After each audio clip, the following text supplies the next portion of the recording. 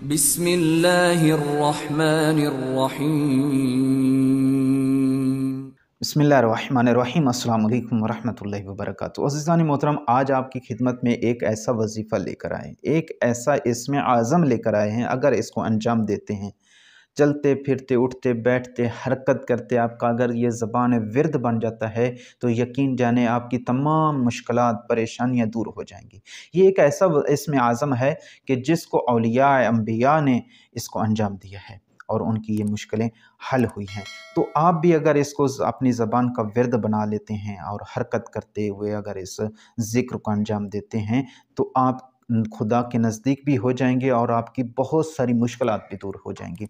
वो ज़िक्र क्या है? वो इसमें आज़म है जिसका नाम अली है, या अली।